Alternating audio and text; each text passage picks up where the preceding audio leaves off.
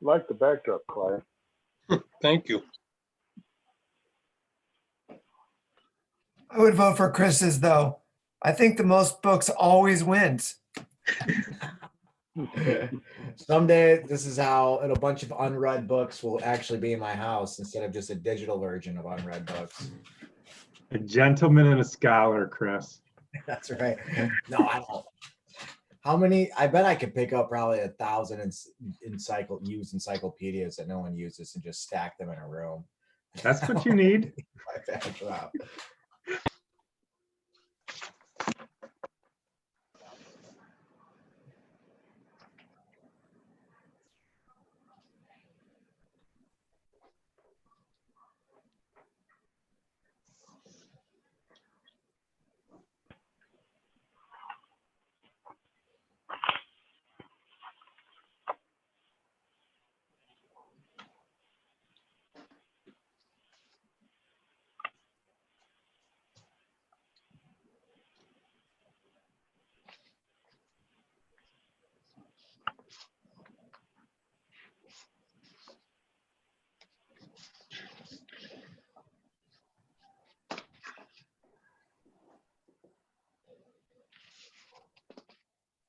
Matt, we're ready to start. Go right ahead. All right.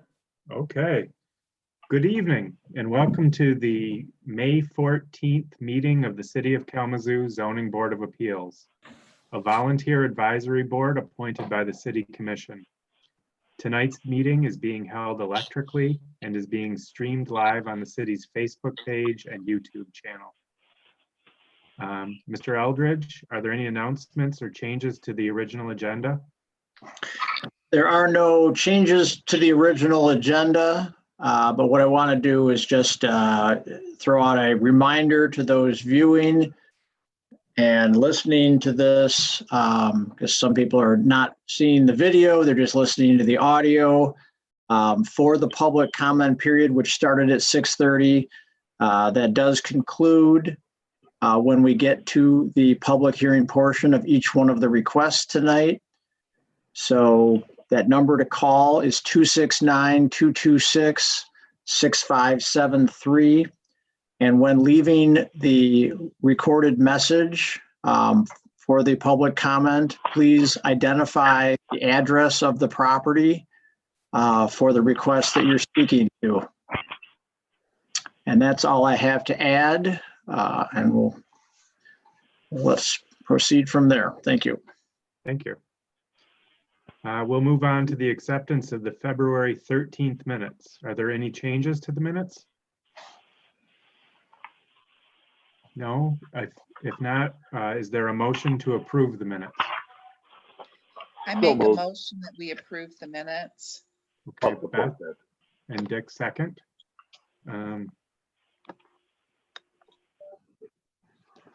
All in favor of approval of the minutes signify by saying aye. Aye. Aye. And opposed, same sign. Okay. I'll now explain our procedure for tonight's public hearing. For each request, the secretary Mr. will Chair? read- Yes, Mr. Chair, I'm sorry, did we just approve both minutes? We just did the February 13th. We Oh, didn't I'm do sorry. the special meeting. you're right. Okay, we approved the February 13th. Now let's move on to the acceptance of the May 5th special meeting minutes. Are there any changes to the May 5th minutes? No, if not, is there a motion for approval of the May 5th minutes? I make a I'll make- motion to Go ahead. approve the May 4th minutes. And a second? I'll support it again. All in favor signify by saying aye, Aye. and opposed, same sign. Okay. Now I will explain our procedure for tonight's public hearing. For each request, the secretary will read the application into the public record. The applicant or representative will then have 10 minutes to provide their comments. Following that, public comments received via phone will be aired for the panelists and audience. And as Mr. Eldridge said on the screen, if anyone's watching, you can call 269-226-6573 to leave a voicemail comment, and please indicate the address of the property you're leaving a comment on. After this, we will close the public hearing on the request. Once the public hearing is closed, the board will then conduct what is called a finding of fact, where the board states what they feel are the facts of the request. The board must approve the finding of fact. Therefore, the first vote you hear is not a ruling on the request, but on the finding of fact. Then the board discusses the request in order to determine a ruling. The board reserves the privilege to ask questions of persons who have already spoken, even though the public comment portion is closed. Once discussion is ended, the board will move on to a roll call vote. The board consists of 6 members, and 4 votes are required to grant a non-use or a use variance. The board secretary, will you please read the first case into the record now? Certainly, Mr. Chairman, one moment. The first case is an application for a variance for provisions of the zoning ordinance. It has been filed with the Zoning Board of Appeals by American Kendall Properties LLC, owner of 4501 Arboretum Parkway, Parkway Flats Apartments, which is situated in Zone RM24 Residential Multi-Dwelling District. The applicant is requesting a dimensional variance from Chapter 9, Section 9.2A to increase the number of off-street parking spaces by 39 for this non-conforming development, which is currently over the maximum number of allowed off-street parking spaces by 210. The total number of off-street parking spaces, if approved, would be 514 spaces to serve the 241 unit complex. Please note that this request will not change the zoning classification of the property. This is a request for the variance only regarding the item described above. Thank you. And the applicant has 10 minutes to present their case. Okay, thank you. My name's J.R. Kendall. I'm the owner of Parkway Flats and the developer and the builder. We finished the project in September of last year. We've had great success with the project. Our occupancy's been in the high 90s since we opened, and we had the fastest lease up of any property that we've had in Southwest Michigan. So obviously with more people and higher occupancy comes more cars. And so we've had quite a problem with just finding spaces for everybody. And then, people have visitors and so on. Our management company implemented a parking pass system to make sure that anybody that is renting one of our 159 garages is parking in those garages instead of using them for storage. And then they're also required, if they have a second car with that unit, to park their second car on the apron behind their garage, so that we're sure that we're using all of those spaces. And we found that even with this system, we're having some people spill over and they're parking on the frontage road that's in between us and Mercantile Bank there, that's right on South Drake. I'm not aware of any major problems other than the nuisance of people parking on that street, which our management's done the best job that they can to keep people from doing that. But if somebody can't find a space and they're trying to go home, they're gonna make a space, I guess. So as it was mentioned, we currently have 475 spaces and we're looking to add 39, and we just, as you can see on the map, we kind of added spaces around inside the interior of the project that are just kind of naturally flat spaces where we can easily add some surface parking without creating any really visual change to our neighbors or anybody else. So and Alex Phelan is our engineer on this project and has helped us out with the design and the application. So Alex can help with any of the technical questions, and I'm open for any questions too. Yeah, thanks, Chair. And I did submit a fact that goes through the 7 criteria that we have to meet in order to be considered for a variance. And really just wanted to not necessarily go through every single one of these, but the biggest issue for us is we are kind of on the outskirts of the city limits. And so, you know, this ordinance requirement it seems to be more for a downtown setting where you have parking structures and shared parking uses. So our thought is because we don't have on-street parking near this facility or parking structures that would be a shared use, that would put us in a position that we have a hardship in that we don't have other parking spaces available. So this is a similar request that our office has made for several of the hotel properties over by the Cork Street area where we're in the same position where we're on the edge of the city and don't have those parking structures or shared use parking areas. So that's kind of what we're hoping will help us with this situation. And then as JR mentioned, I can help with any technical questions or any questions regarding the site plan. Are there any questions from the board members? I have a question or two. What is the current occupancy rental rate of the total garage units? Asked another way, are 100% of the garage units currently rented? If it's not 100%, it's really close. We've had waiting list most of the time that the projects, since we completed the project.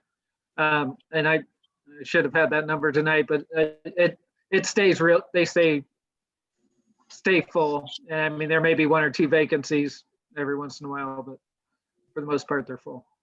Okay. When you purchased this land, before you purchased it and before you developed it, did you know that it was on the outskirts of the city?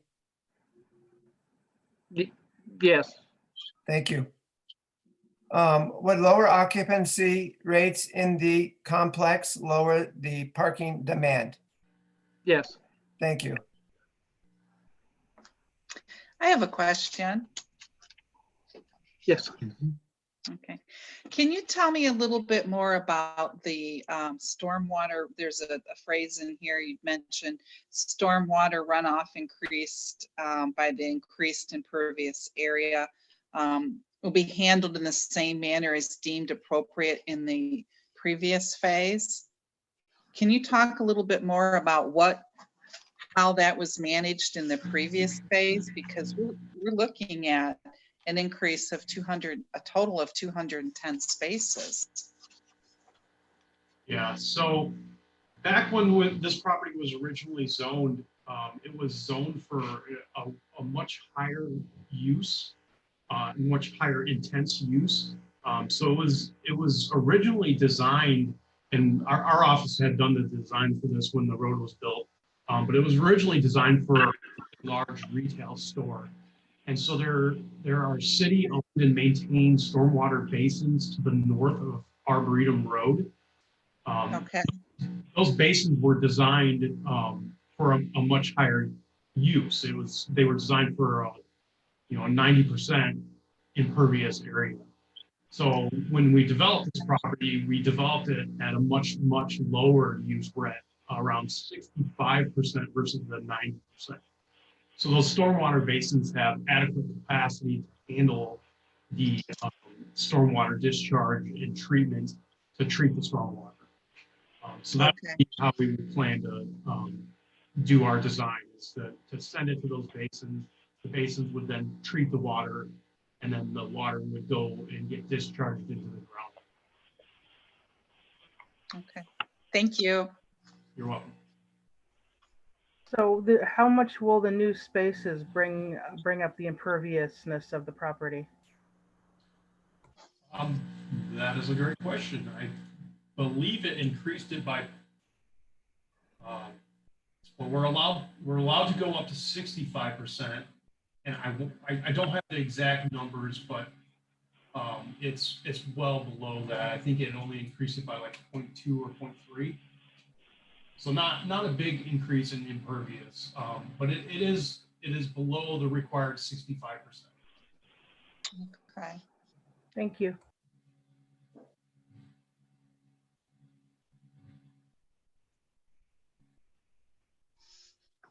Thank you. Are there any other questions from the board? Mr. Chair, one thing that would be good for the applicant to speak to is the composition of the units, the 1 bedroom, 2 bedroom, 3 bedroom, and then are many of these student rentals, do they have an idea of how many are typically student rentals versus young professionals or empty nesters? Just kind of a composition of the renters. Good, thanks. Yeah, sorry, just one second. Alex, do you happen to have the numbers? I know there are 17 3-bedroom units, I believe, and 100 and, well, Alex, I'll have the numbers here in a second. But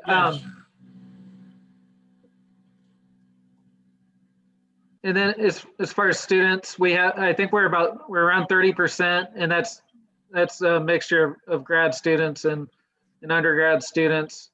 And then other than that, the demographic is really all over the place. We have a mix of young professionals and some empty nesters and so on. So there's no one specific audience or group that we have. That it's really spread across age groups and professions. So.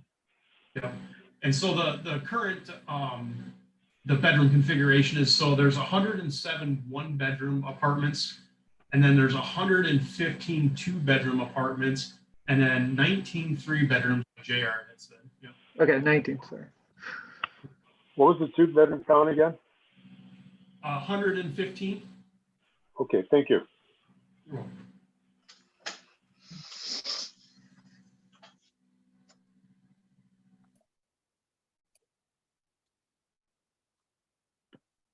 So are there any other questions from the board? The applicant. Go ahead, Chris. All right, thank you. So when you purchased the land and you started developing the project, has the parking spaces changed at all, or the requirements for parking spaces changed, the zoning changed at all in that? Have they changed since we designed the project? Yeah, since you designed the project, started the project, has any zoning changed since then? No. Yeah, so this zoning ordinance is relatively new, from my understanding. And when this was originally designed and developed, this 110 max, I don't believe was a requirement. And so that's why we're currently we're well above what's required now, versus what it was prior to when we were designing this. Okay. So we originally developed it. So the ordinance has changed since you guys started to design the project, which is one reason why you're grandfathered into having more spaces than what the zoning ordinance currently allows. And now after all the idealism of what a large complex with little parking actually will look like, and hoping for walkability, after all that idealism actually is turned into fact, and you guys are now in your area, you can see that it is a detriment not to have adequate parking for the units. That Kalamazoo doesn't have the walkability or as many people using bicycles and that sort of thing, other than car transport, like you were anticipating. Is that where we're at? Correct. Yeah, when we originally had designed this, one of the things that we were really shooting for was open space and green space. So we had tried to really try and minimize the footprint of this project. So that's why you see spaces that are in front of garages. That's really, it's not a typical thing that you do when you design stuff in this area.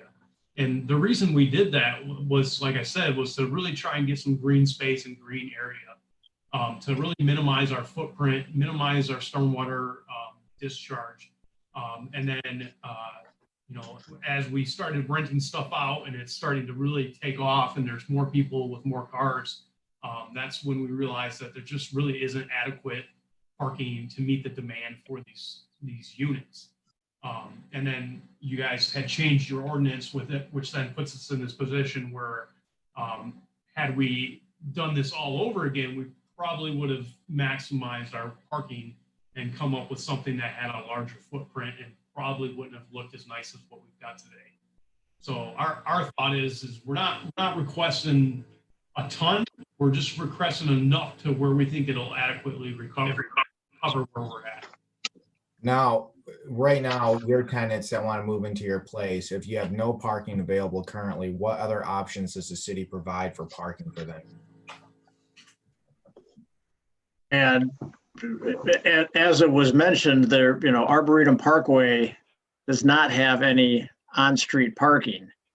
So, there's Arboretum Parkway, there's Drake Road. I mean, the public streets around this complex do not have any on-street parking. And if I may, since I'm speaking again, the reason I wanted to kind of circle back to the type of units as far as the number of bedrooms, because I was doing a little calculation, and the total bedrooms for the entire complex, looking at the 1, 2, and 3 bedroom units, the total number of bedrooms would be 394 bedrooms. And if you divide that out by 514 parking spaces, it's 1.3 spaces per bedroom. That in comparison with our student rental areas, our RM15C, which allow for 2 off-street parking spaces per dwelling unit, the overall calculation is not that high for this site, is what I'm getting at. If you look at the number, if you look at the size of the units and the number of bedrooms that this entire complex has, it's the additional parking spaces don't, create a ratio that's, that unfavorable when you look at the number of bedrooms. Right. Does the zoning ordinance go by bedrooms, or does it go by units? It goes by dwelling units. Okay. And I honestly thought there was more students here. And I thought that was probably part of the reason that more parking was needed, is because if these were student occupied, then they definitely would have, at least one person per bedroom. Right. But, that's roughly 30%. But, apparently it's quite a popular complex, I guess, is the long and short of it. So, yeah, that's all the comments I've got. So right now, what are they actually allowed due to the zoning requirements? How many parking spaces would they be allowed? Not with their grandfathered in, but what would they be allowed based on their unit volume? Well, they're over. Let me get my. It's 362. We're 1.5 spaces per 240, if I remember correctly.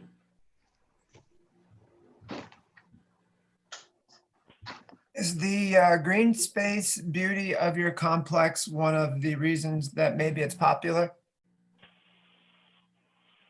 I hope so. I hope that just the general layout of it is attractive to people.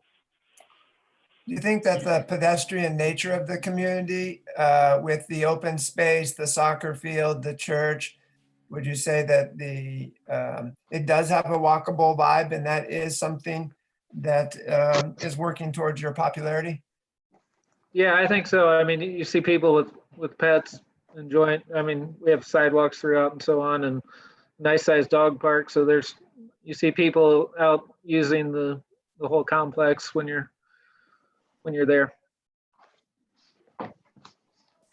I think you mentioned this early on, but could you circle back? So where you're choosing to add the additional parking, what was the thought process, and what's the goal with those locations? Is that where it's most needed?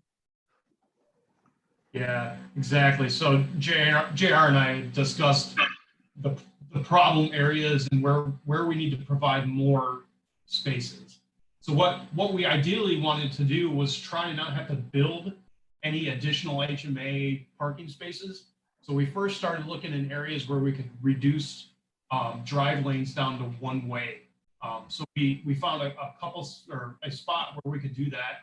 So we were able to utilize 7 spaces in one spot without having to add any additional impervious area or take away from green space. And then from there, we looked at the areas where it was really lacking, where you were seeing cars parking in bad spots or spots that weren't appropriate. And then we added additional parking spaces in those areas.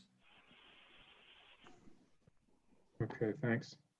So the current places where you plan on adding the parking, there is already some sort of impervious soil there. Is that what I'm hearing? Some of them, yep. Yep. So there's 7 spaces where we're not just restriping, so we're not adding more HMA, and then the remainder of those, the 39, we're actually adding on additional HMA. When you say HMA, I'm sorry, can you define that for me? Yeah, asphalt. Example. Okay, gotcha. All right. Other than, my apologies. Other Nope. than the garage units, are any of the other parking spots assigned or charged for? No, no, not at all, no. Do you think if you charged for parking spaces like garages, the demand for parking will go down?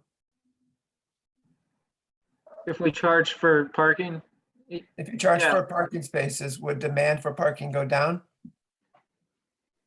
I would say probably demand for apartments would go down. I don't think that people would choose alternative transportation. So right But- now you have a parking problem and demand is very high. Yes. So I'm having a hard time reconciling that if we charge for it.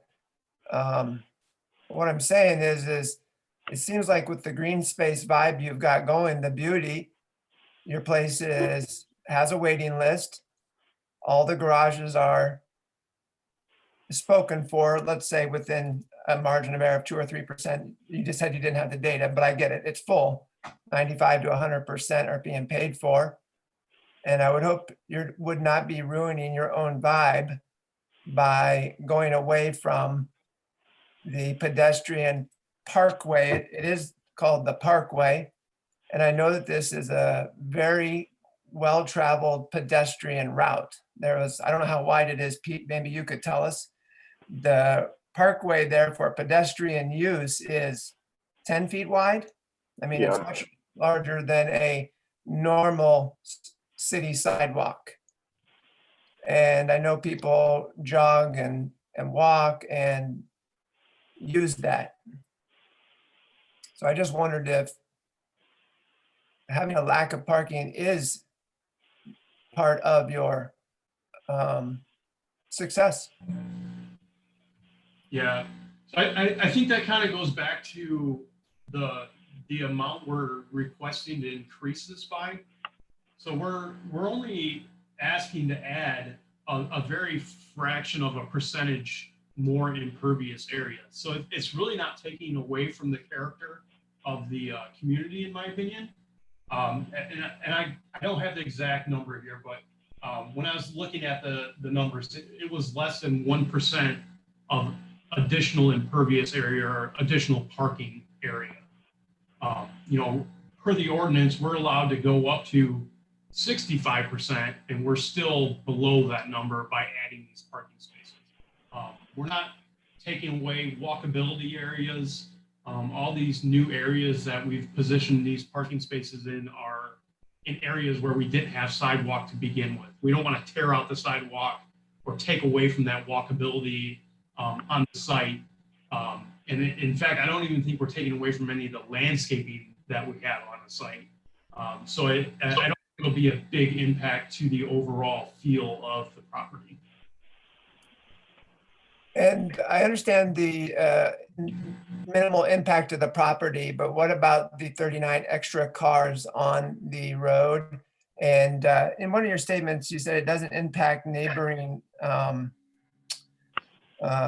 parcels, but there is a Linden Grove right next door with 700 children that have to cross Arboretum Parkway. So it is pretty fast right there. As you know, Arboretum is a speedway. And would you not think that additional cars would affect the potential? There's no crosswalk there, by the way, Peter. Maybe the city would want to look into that, because I know kids run across the street there going to Drake's Pond, right at that property. How would, not parking, but how about traffic?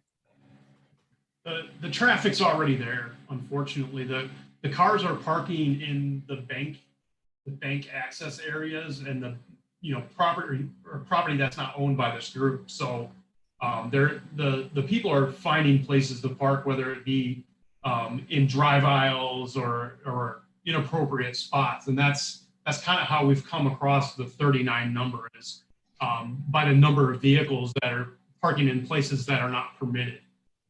The big hotspot is the left drive access all the way to the west of the site. You can drive by, and in fact, I've drove by a couple times, and I've seen several vehicles that are parking there as if it's designated parallel parking. And it's not. It's a mutual access drive that is to function for the bank. It's to function for this property, and then it's to function for the vacant parcel south of the bank. So I don't think we're increasing the cars. I think most of them are already there. Thank you. Gaff, quick question for you. Can you tell me what the purpose of the zoning ordinance was to limit the parking spaces to this amount? The purpose was to eliminate excess asphalt.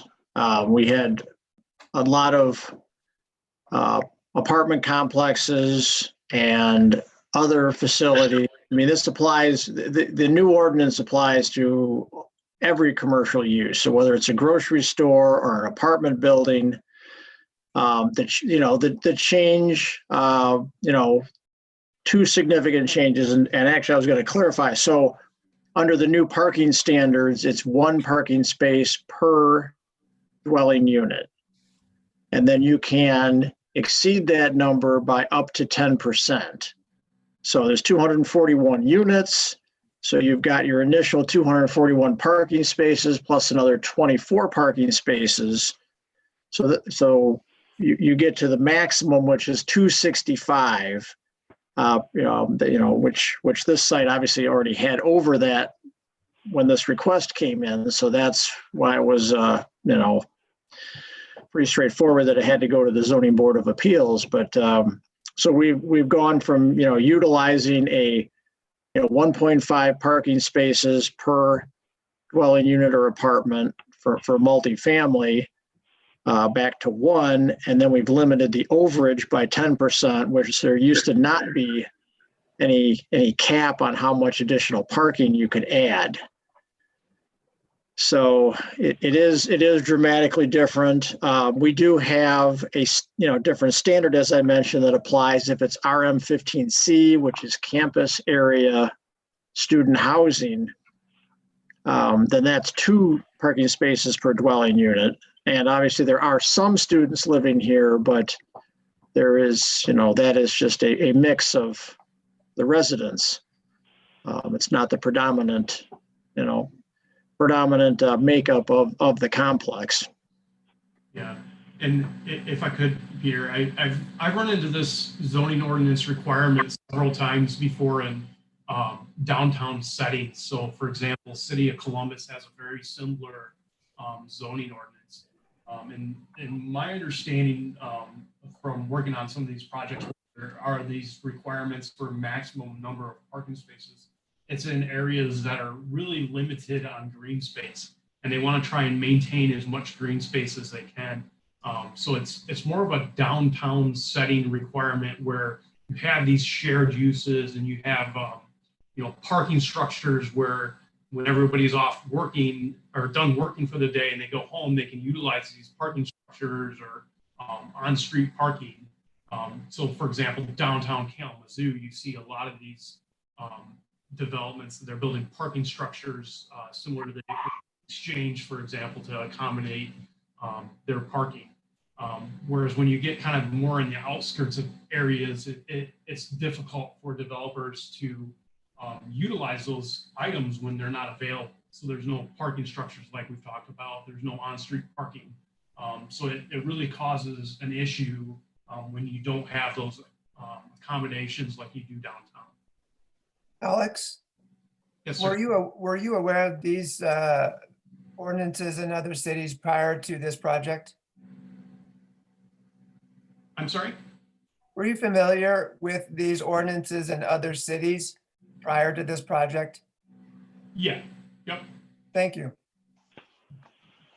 I have a question. It might be rhetorical, but it's, did we build too many units or not enough parking spaces? I think that's the question here. Sure. Well, this wasn't a requirement when we built this. So, you know, we didn't see the need or to, you know, max this out. If this, you know, if this were, if we were to go back in time, I mean, we could have maxed this out to the maximum 65 and gotten rid of all the green space and put in as much parking as we needed. But that's not what our goal was. Our goal was to have an open space, a green space area, a nice development, instead of making it a sea of asphalt. Thank you. If there are no further questions, could I ask for? Oh, go ahead, Christina. Just 2 points, just 2 quick points of clarification. So for the 39 spaces, only 32 of them are breaking new ground. Is that correct?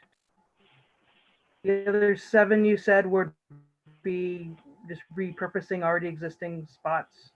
That's correct. Yes. Okay, and in your opinion, this would fulfill your parking needs for the city? Yes. Thank you. Thank you. Can we have a motion on the finding of fact now?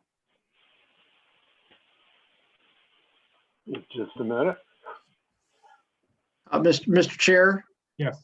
as far as public comment, we did not receive any public comment, but I wanted to acknowledge that for the record that I have been given word that there was not any messages left this evening for this. And of course, I did not receive any letters or emails in response to my notices that were mailed out. So, thank you. Thank you. Yeah, the finding of the fact, I move the finding of the facts for the location of 4501 Arboretum Parkway and shall include all information included in the notice of public hearing dated April 29th, 2020. 9 notices of public hearing were sent and 0 responses were received and are part of the record. The public hearing was held and public comments were accepted. In addition to the information and documents contained in the agenda packet, staff provided for this request, the Zoning Board of Appeals received additional documents, actually there were none, including, are included as part of the record. No photos, no petitions, or anything else. The finding of the fact shall include these documents just described and also the facts and comments made during the public hearing, which are summarized.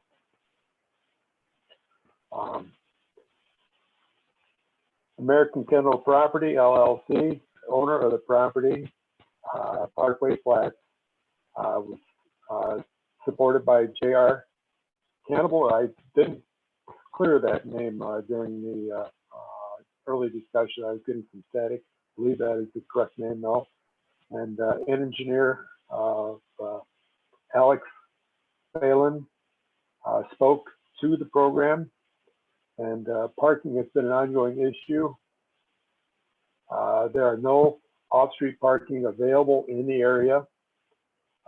Questions of use were brought up of the garages, which is near 100% capacity. Another issue that was brought up was the stormwater demand. And the majority of the original development would have been approximately 90% impervious.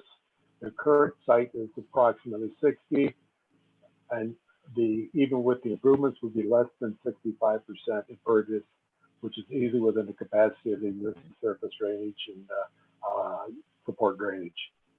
Currently, there are 107 one-bedroom units, 115 two-bedroom, and I believe the number was 19, or was that 17 three-bedroom? 19. Okay, 19. So I think that's what I have. Thank you. Is there a second for the motion?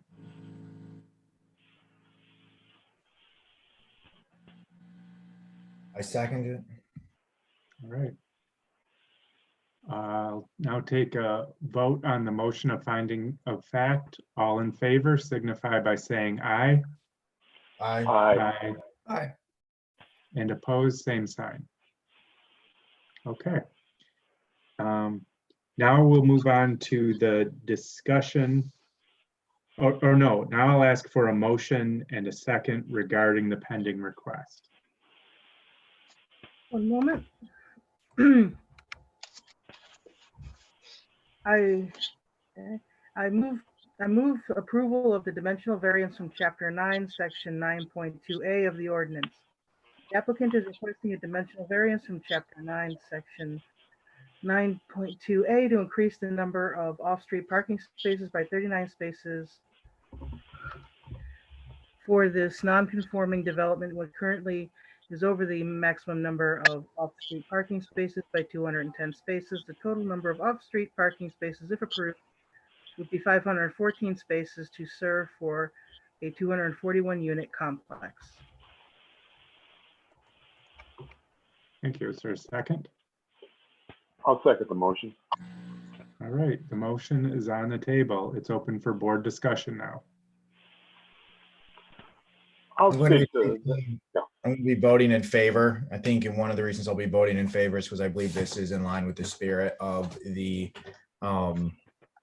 zoning board. So the whole point of it, or not the zoning board, the zoning ordinance, the whole point of it is to minimize asphalt and to encourage developers to increase walkability, and also to encourage patrons to increase walkability. I think this project has done both of those things and they have also limited the amount of parking space that they could have originally developed, and so which we as a city appreciate. Also, there is no city help realistically for this area. It's not like there's a parking structure that is half-mile away. There's nowhere for people to park, and the people that are parking there are parking illegally and in places that are not desirable. And because of that, it should not increase the traffic on the parkway. So those are the reasons why I'll be voting in favor. I'll support that, and I'll also be voting in favor of it. I live in Walden Woods, which is just down Arboretum from the site. I do walk the Arboretum Trailway frequently and notice the usage on the trailway by not only our residents, but also those from the community there. The off-street parking that they're proposing is all well within the central area of their site. I lived in Arcadia for 30 years when the discussion was even ongoing. Having worked for the city of Kalamazoo for 4 years, I participated in the original meetings regarding even the development of the roadway, which identifies now as Arboretum Parkway.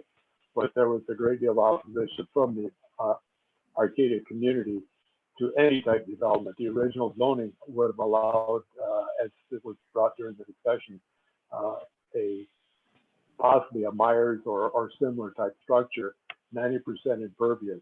So the goal of the community developing that was to limit surface parking or surface paving and impervious development such as that. And they achieved that going under the allowable limit of 65%, even with the additional parking. This will remain under 65%. So therefore, I support it from that basis.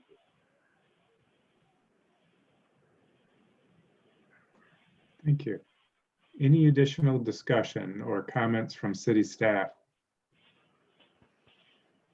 If not, I don't have any additional comments to make. I think I interjected them all in our discussion, but as what was, as referenced by the applicant, this minor addition of asphalt is not going to put them over the maximum impervious cover allowed for that zone district. So they will have the required green space, they will have the required landscaping. So there isn't any other, they will have the necessary stormwater has been referenced in the information they provided, that they'll be able to handle that with the system that's already in place. So, those technical aspects have already been covered. Thank you. thank you. Can we do a roll call vote? Let's start with Mr. Flaw, Yes.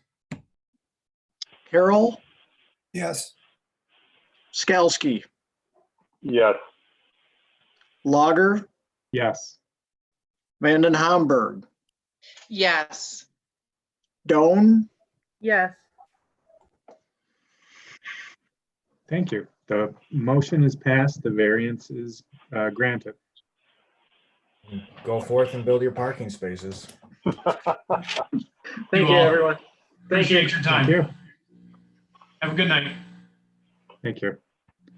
All right, we'll move on to our next agenda item, which is 736 Jackson Street. Secretary, will you please read the application into the record? One moment.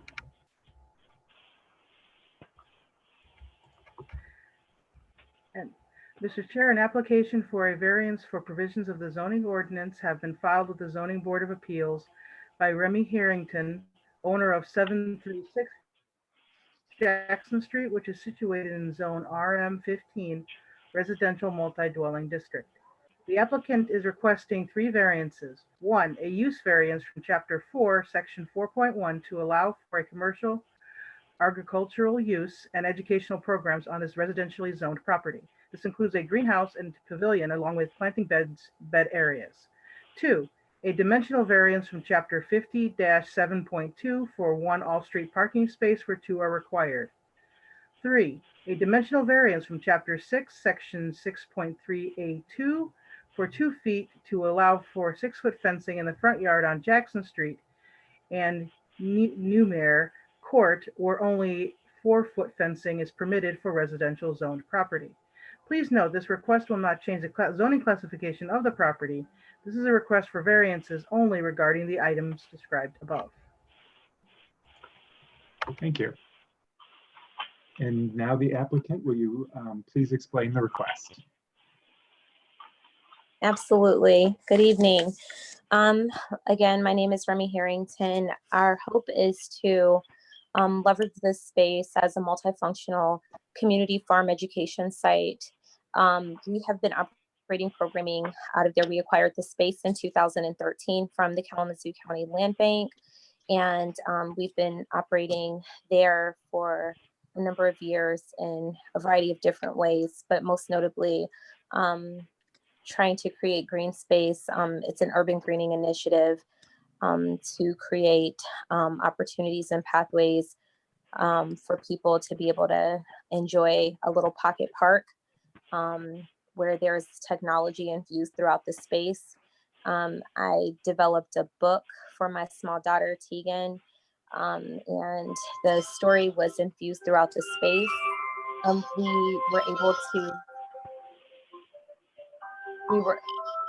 you guys hear that? Yeah, just 1 second. Okay. I think we're good. Okay. And so we were able to leverage some funding to be able to expand our development effort. And so now we are hoping to erect a greenhouse and several different layers of urban agriculture systems being necessary for urban agriculture within this this 3-component project in Edison. with this particular space, we're recognizing that there is the high possibility and likelihood of contamination on the site. We are hoping to erect raised beds, like I mentioned, a greenhouse space. We're hoping to do rain harvesting, create a system for food waste and composting, and also just, like I mentioned, the multifunctional educational space. And so we have been able to get a multitude of support from the neighbors, the surrounding community in that space throughout the years. Programmatically, we have aligned with KidNet. We've been members of that network for many years. And we've worked with the Boys and Girls Club, Kalamazoo Communities and Schools. Kalamazoo Public Schools has provided transportation. The site, this particular site by itself, will employ 16 part-time staff. And we are also hoping, which we have historically done also, and that's on the rotating basis on site. There won't be 16 people on site in terms of staffing, but we have also hired kids that live in the neighborhood as YOU staff there. And so that's the project. And we're hoping that, again, in light of the COVID-19, that can, I mean, this has already been a site, and this has already been our focus, creating opportunities in space for industry for our people and for our community. But in light of COVID-19, in terms of food insecurity, we also want to participate in the food industry ecosystem and to create pathways in a variety of different ways for people, for a neighborhood-based food industry ecosystem. And that's it. Thank you. Should I talk about the other two sites or just stay on Jackson? Just stay on this site now. And could you also address, so I think that sets us up for the use of the space itself. But you're also asking for an addition. So for one off-street parking space where two would normally be required. And as well as the fence on this one. I'm sorry, could you restate the question? Yeah. So can you address the need for the variance with regard to the parking?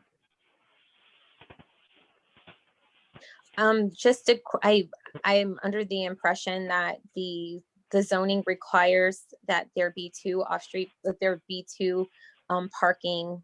And Pete, could you help me? I think that you mentioned that the requirement is that we have parking for each staff member that's on site. And so we only have parking for one. We've only allocated, in terms of our site plan, one parking space on site. And so we need to use off-street parking for the other required parking space.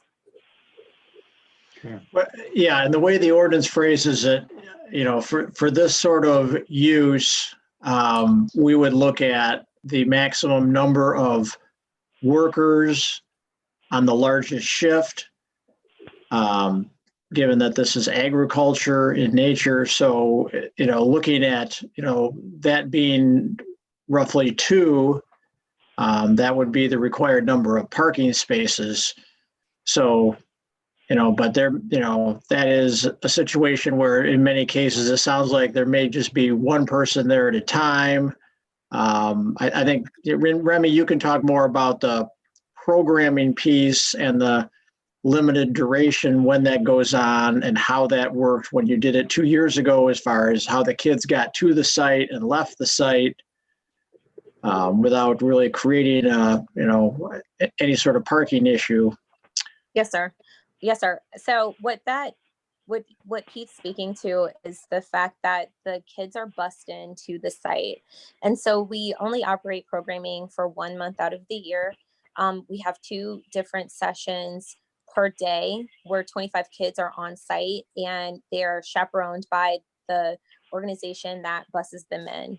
And so they the staff is also bussed in. We have our own staff, and like I said, the kids that are working through YOU historically, again, that's what they have been. We worked out an arrangement through YOU for the kids that live in the neighborhood to be able to walk to work, and so they don't need, it's the summertime, they don't need to drive there. And we work that out specifically for that purpose.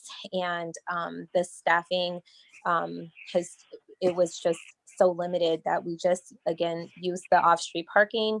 And the other staffing that was they were bused in with their kids from, again, the organizations that they represented, and they did not need to utilize parking. Okay. And with regard to the fence, you're asking for a variance to go from what would be allowed as a 4-foot fence to a 6-foot fence? Yes, between a 4-foot and 6-foot fence. And that's just to maintain the integrity of the produce that, we're growing. And so we have a greenhouse that we're building on site, should we be granted the variance. And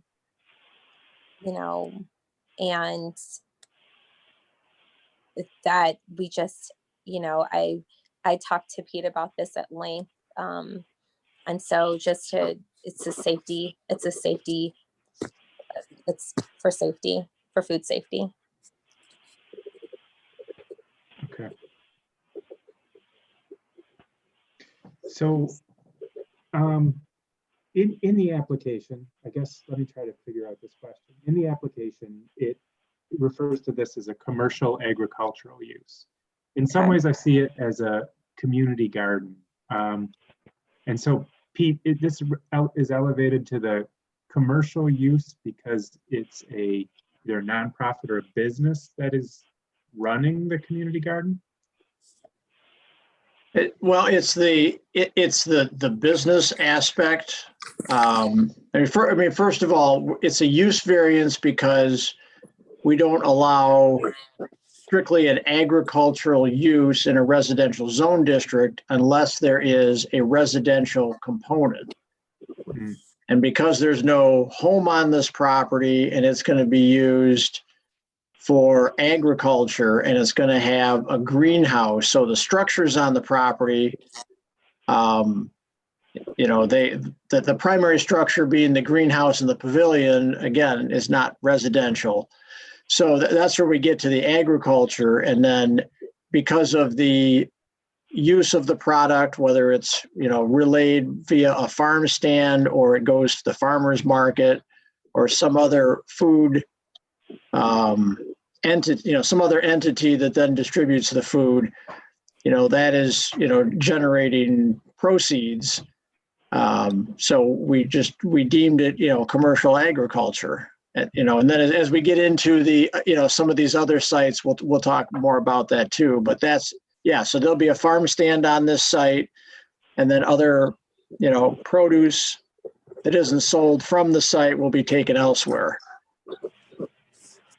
Okay. The question I have, Peter, and maybe for the applicant as well, is it sounds like it's also, though, a primary goal is an educational program for potentially schools or the youth of the area, the community. That's right. That's right, sir. And that's true. There's that educational component. And as Remy mentioned, that's a summer program. Yeah. Run for a month during the summer. So the rest of the time there's crops being grown outdoors or in the greenhouse. So they're, the agriculture component is going to be there year round. Right. So with regard to the sale of the produce, I guess I want to understand this. The produce is being grown by the employees or the participants in the programming, and then it's sold by the nonprofit? Correct. Okay.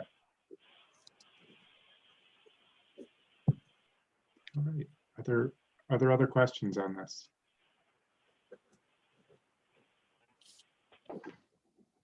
How much of the space will be fenced?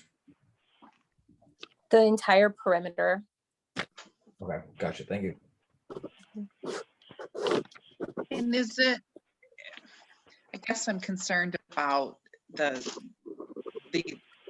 parcel here, with the high fencing going up to 6 foot. Is there any way we could get around not having such a high fence to protect the integrity of the food? I think so. I think that standard farm fencing is 4 feet. And, you know, I just don't want there to be an attractive nuisance where, you know, to encourage people jumping the fence now that the site has been developed in a way that, you know, I mean, but like I said, I trust the community.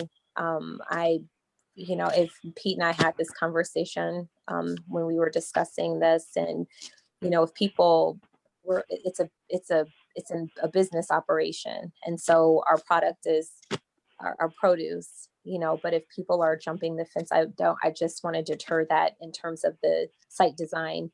But if people are hopping the fence, then, you know, it's food. So we don't want to,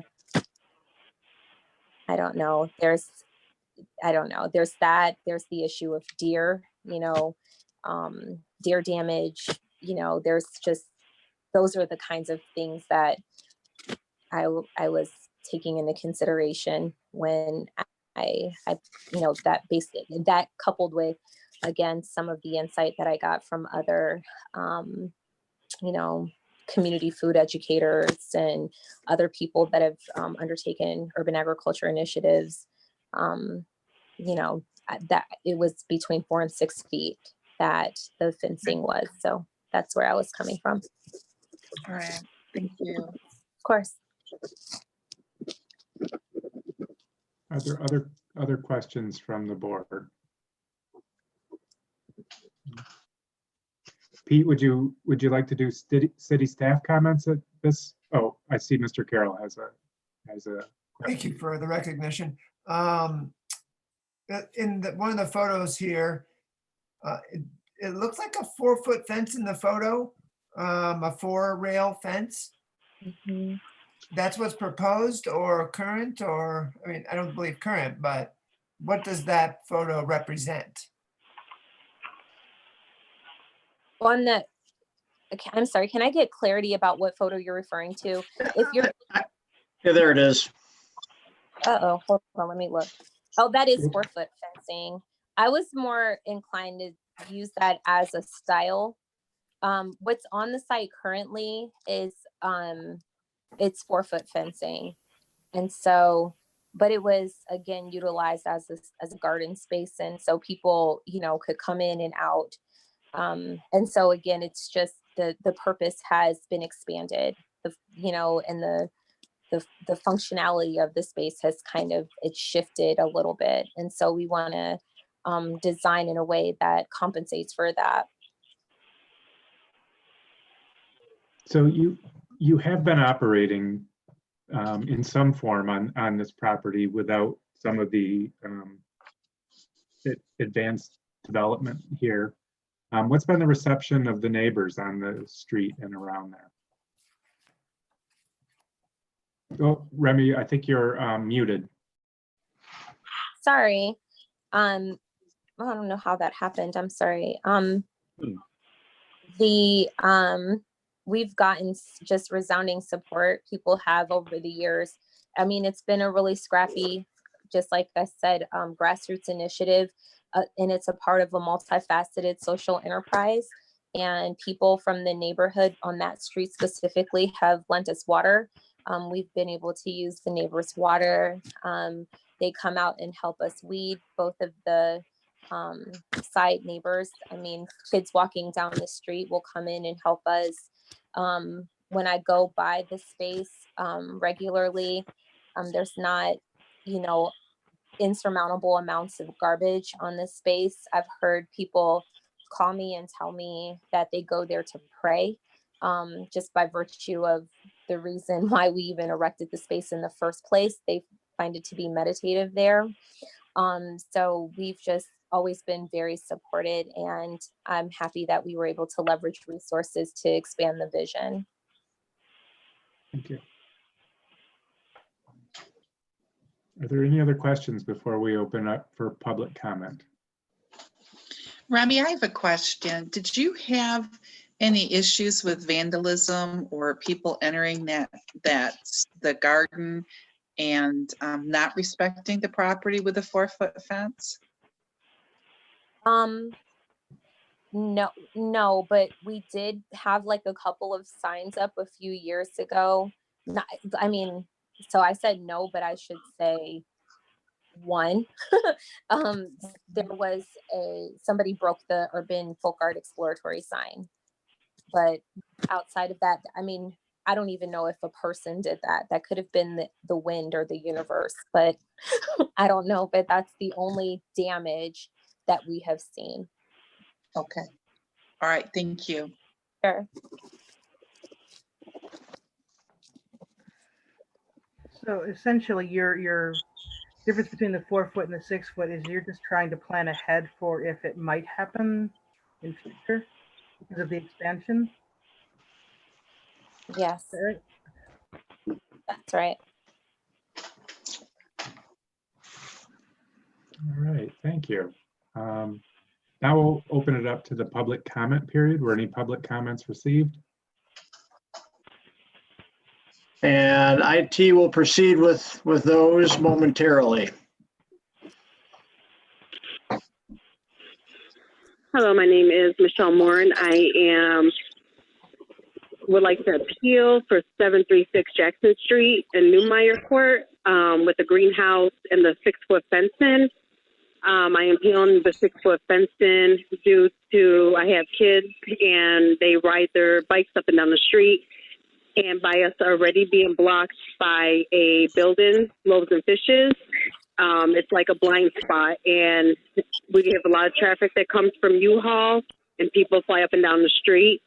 So if it could be a 4-foot fence or something smaller besides the 6-foot, because we will be blindsided.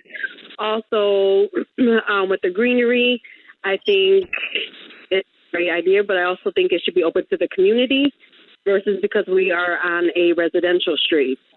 Any questions? 269-806-7273. And again, the 6-foot fencing due to safety measures with the kids and blind spots, and the greenhouse I think should be open to the public versus privately. If it's private, I think it should go in a commercial setting. Thank you. Hello, my name is Paul Buntavine. I live at 1420 Ferndale Avenue, and I'm calling in support of public hearing at 736 Jackson Street, 1316 Mill Street, and 1503 Washington Avenue. Thank you very much. Bye. My name is Brianne Fonzo. I am not willing to share my address due to personal safety concerns, but I will share that I am a resident of the Vine neighborhood in Kalamazoo. I'm calling regarding public hearing for 736 Jackson Street, 1316 Mill Street, and 1503 Washington Avenue. I just wanted to call and quickly express my support for these initiatives. I believe that Remy Harrington, in conjunction with Zoo City, is creating some really incredible things for our communities. I can't think of a better use for these spaces. And I also believe that this initiative is entirely in line with goals that I've seen outlined in the Imagine Kalamazoo planning. It seems like what we want for our city, and I hope that any barriers that are in the way of that can be removed. So thank you. Hi, this is Mariel Borgman. I am representing MSU Extension in Kalamazoo at 224 East Crosstown Parkway. Just wanted to provide a comment about the benefits of urban agriculture in regards to the properties up for consideration submitted by Remy Harrington.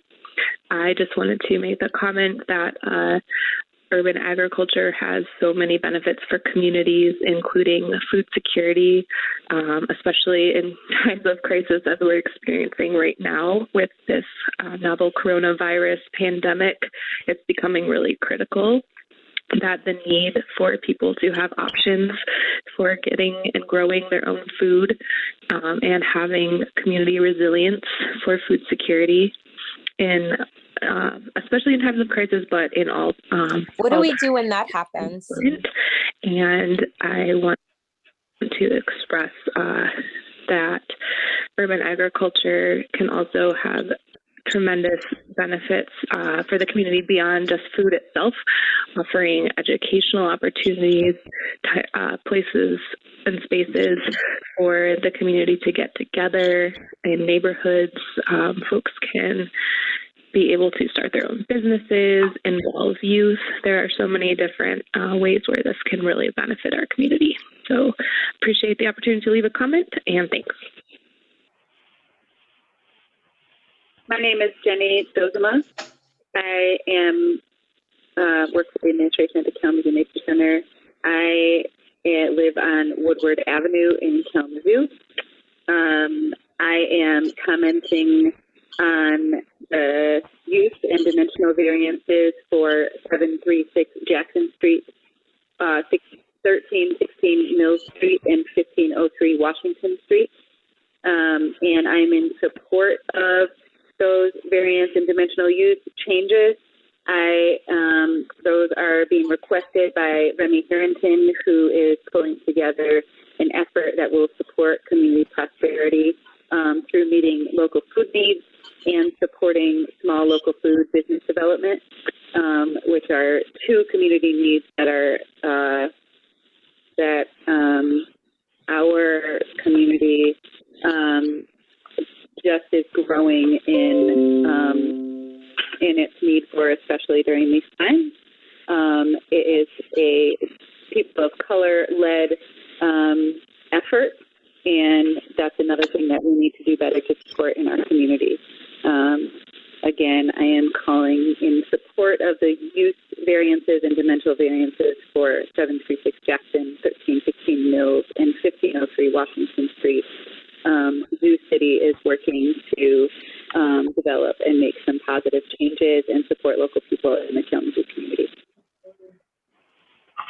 Hello, my name is Lindsay Taylor, and I'm calling with a comment. My address is 1420 Ferndale Avenue, Kalamazoo, Michigan, 49006.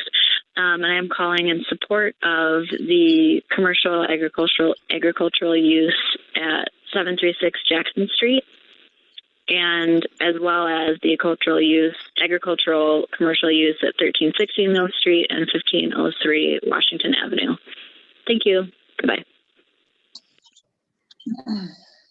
Hello, my name is Laura, and I am a community member of Kalamazoo in the Vine neighborhood. And I am commenting on the variance case regarding 736 Jackson Street, as well as 1316 Mills Street and 1503 Washington Avenue. I'm just calling to express my support of transitioning these spaces from residential areas to agricultural areas, because the organization Zoo City that is working towards doing agricultural work in these spaces will act as a central hub for bringing community members together to solve a lot of problems that our community currently faces and is struggling to solve in regards to poverty and food insecurity and gaps in our community where people are not getting adequate nutrition and don't have access to food that not only nourishes our bodies, but nourishes our minds. And Zoo City is working towards building education and skills in our community around food and creating justice within our food system. And that's something that our city really needs especially in these areas. And we would be remiss to let these properties be underutilized when they could be something really, really useful and beautiful for the people living in these spaces. And it's something that I really support and would really want to see our community put more effort and resources into. And I fully believe in and support Remy Harrington's ideas for these spaces. Thank you very much. Yes, my name's Richard Stewart. I reside at 828 Portage Street, and I'm calling about the public comment period for 736 Jackson. I reside 1 block from the property, and I support the initiative. However, if you approve the 6-foot fence, I ask that you give all of the neighbors, including me, the opportunity to match the fence so that we all have a similar look. The area has crime issue. 6-foot fence is appropriate for the neighborhood. But if you're just going to approve this person, we don't want you to play favorites. We want you to give all of us the opportunity for a consistent look. Secondly, my concern is with you approving these operations throughout town, what prohibition is there from growing marijuana in these operations? It has not been presented that way. However, if another buyer, if someone else comes in, or if the plans change because it's a failed business model, what prohibition is there to not allow more marijuana growing right in our backyard? Thank you.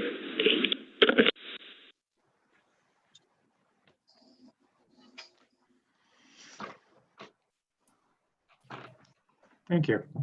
At this point, we will, if there's no other discussion or questions from the board, we'll. Mr. Chair? Yeah. Staff would like to make just a few comments, and I'll just start with the last one mentioned by Mr. Stewart about the marijuana, just to put everybody's minds at ease. That's a good question. It should be addressed. And the ordinances that allow for licensed medical or adult use marijuana facilities, they do not allow them in residential zone districts. So if these sites are repurposed, it will not be as a commercial marijuana grow facility, for example. So, and then, other than that, I want to make it clear to the board that, the use variance, the first request, this has to be a use variance because, like I said, this is a residential zone district and there is no residential component on this property. This site, along with the other sites we're discussing tonight, do have to go through site plan review. So that is the time in which the specific standards would be addressed as far as the layout of the site and whether restrooms are required. All that will be handled in the site plan review stage. Is concerning the parking. Staff is not concerned that there's going to be a significant parking demand for this site. And there is one space being provided. As far as the fencing goes, staff is not supportive of 6-foot fencing in the front yard, especially when it comes to corner lots. So that is all the comments I wanted to make. Thank you. Thank you. Is there a question, Mr. Carroll? Yes, Mr. Eldridge, can you help me understand, because the use variance is going from residential to commercial. Commercial has a 4-foot maximum ordinance. The residential people on that street, is their ordinance 4 feet or 6 feet? 4 feet is the fencing height in the front yard for the residential zone districts. So that's what applies to the rest of the street. And is that, I'm just thinking of my own fence. That's why I'm wondering. I'm residential, my side and, So, so the side and the rear fencing height can be up to 7 feet in height currently. and in between can be, It's just a front yard area that requires that reduction to the 4 foot and that it maintain a certain opacity level, which is 75%. So no solid fences in the front yard, as well as no fences over 4 feet in height. can you think of any examples in the city on a corner where there is a higher than 4 foot fence that has significant opacity? Sorry if I said that wrong. I'm envisioning, is there a corner, the blind spot is a concern, and it's a corner lot. Are there examples of higher fences that you can see through enough that that concern is mitigated? Yes. Yes, there are examples. I can't give you an exact, location. There are also examples of non-conforming fences around the city in the front yard. And as those need to be replaced, they'll be replaced with conforming fencing. So, the answer is that, yeah, you can have a 6 foot fence that does, clearly meet that opacity standard. And, there are, split rail fences. There's a, variety of different types I've seen around the city. And staff is not supportive of a 6 foot fence that has enough see-through that the safety concern is removed. Correct. Because the height of the fence, that still is inconsistent with the front yard aesthetics. It's also inconsistent with, if you look down that street, there's not a lot of fencing in the front yard. So, it's not like it's tying in with other fencing in the front yard adjacent to this property. So it's, aesthetically, it is not in keeping with the ordinance. It is not within the theme of what the city has crafted in the ordinances to limit, the structures built in the front yard, including fences. So even if there was a home on this lot and we left it residential and it was a residence-based agriculture event, a fence over 4 feet still is not permitted. That's correct. Thank you. Thank you. Mr. Carroll, I think you have the finding of fact on this. Yes, you guys owe me after this one. Okay. I move that the finding of fact for location 736 Jackson Street shall include all information included in the notice of public hearing dated April 29th, 2020. 36 notices of public hearing were sent and 0 responses were received and are not therefore part of the record. A public hearing was held before the board and public comments were accepted. We did not receive any additional documents on top of the agenda packets provided to the board. The finding of fact shall include those documents found in the agenda packet and the comments made during the public hearing, which are summarized below. Remy of Kalamazoo City Farm and Food Network spoke on behalf of the variance request. The use request is necessary due to there not being a residence on the presence, the use variance, that is. The commercial designation is due to the farm stand and distribution component of the operation. The fence variance is for general and food safety considerations. The fence would be erected around the entire property as proposed to discourage attractive nuisance and potential deer damage. I hope I get all these names right. There were 6 general comments. Brian Bonzo, Muriel Bortman, Jenny Stogama, Liz, I missed Liz's last name. She lived at 142 Ferndale, and Laura. All of these were in general support of the use. None of these specifically mentioned the variance for the fence or the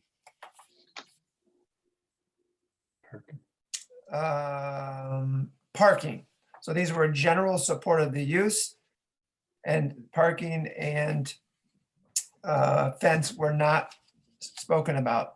Michelle Morgan, who lives nearby, I did not hear her address. You'll have to put it in the minutes if she did, is concerned about the blind spot that would occur with a higher fence and already exists at this location. And believes if the project should be open to the public, otherwise it should be put in a commercial area. Richard Stewart of 828 Park Street phoned in with support, but asked that if the 6-foot fence was approved for this property, that all residents on that street be approved for 6-foot fences as well. The gentleman had a concern about marijuana growth at the property that staff addressed as not being licensed currently for the facility or for the property. Do I have a motion? Yep, thank you. Is there a second for the motion?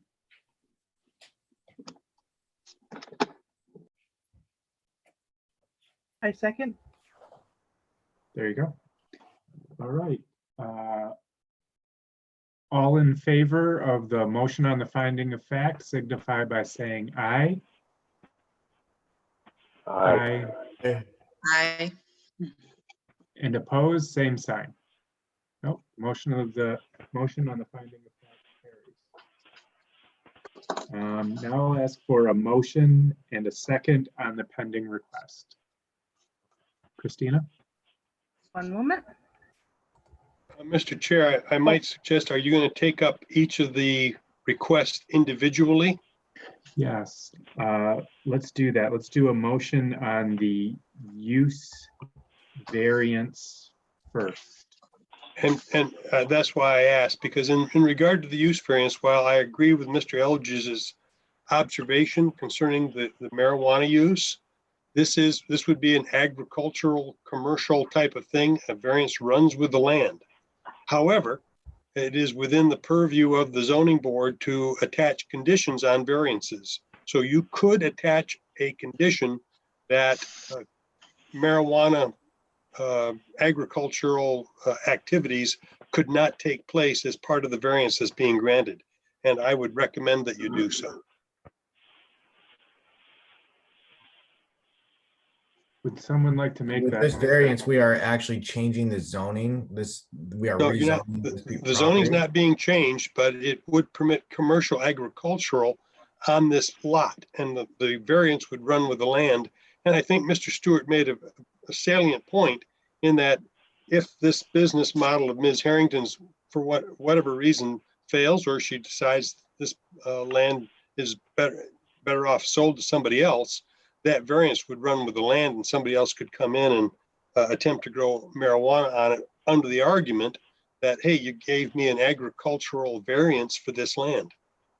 So that's why I suggested it probably, maybe it's the belt and suspenders approach, but the applicant isn't making that, isn't asking for that type of variance, but we want to make sure that future owners of the land don't attempt to expand, I think, what this board may be granting this evening.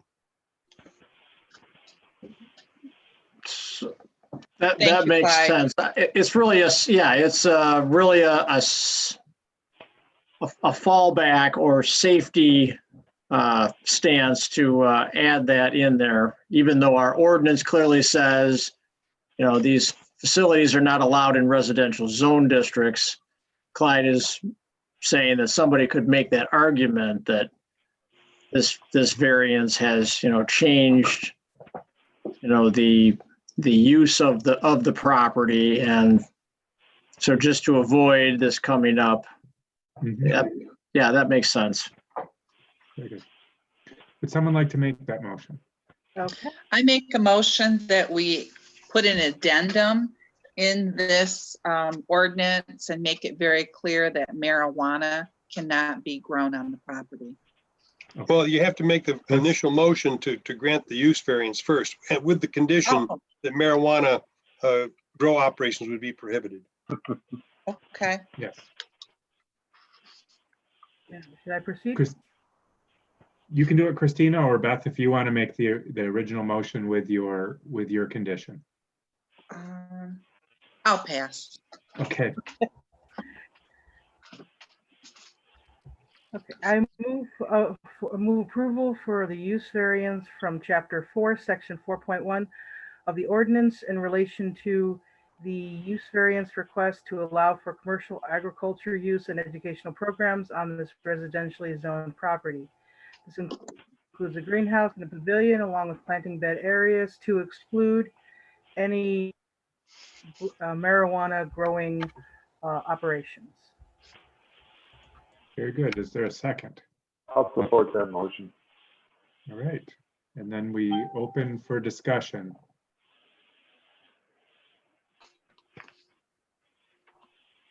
So I will be in support of this. I think this is an exciting initiative for this area. I think that around here, I've noticed a number of vacant lots, and to activate those lots, I think is beneficial for the neighborhood and the residents. And from both what Ms. Harrington said today and the support, it's clear that this idea has legs and people in the community like it. So I will be in support of this. I will be in favor. I think the traffic impact will be minimal, and there's a lot of support in the local community for it. And if you can shorten the distance between you and the food, that's never bad, I think. So I think this will be really good for the community. I am in favor of the ordinance, provided the fencing remains at 4 foot. According to my notes, it jumps out at me that there are 8 people that commented, and only 2 live in the neighborhood. And both of the people that live in the neighborhood referenced the fencing, whether it be an aesthetic issue or, concerns for the safety of children on bikes and things like that. And I just have a hard time supporting it with a 6-foot fence. So this This first is motion, specifically for- the first motion we're doing is just for the use variance to allow the agriculture and educational programs on this property. And then the next motion will be for the parking, and then the one after that is going to be for the fence. Thank you. Yeah. Chair Rucker. Okay, all right. I'm in support, and I'm in support because it's hard to repurpose those lots. Building a house is just not cost effective based on the sales price, the average sales price in the area, and the increased building cost. You can turn it into a park, which will probably get underutilized. A neighbor could purchase it, and then it would just be whatever they wanted to use it for, or you can do something community oriented, which I think is the better of the 4 options. So I will be in favor. Thanks. Could we have a roll call vote? I'd also like to, Oh, sure. yeah. Go right ahead, Dick. I'd also like to speak in support of it too. I had the opportunity, my wife and I winter in Arizona, and we have had the opportunity out there. We stay in Fountain Hills, which is just outside of Phoenix, and we've seen one within a block and a half of the residential area where we're staying in, and they're very heavily utilized by the local people. They're there. They've got actually water is provided to the site, so they don't have to beg for water. But it's really an asset to that area, and again, in the heart of a residential community.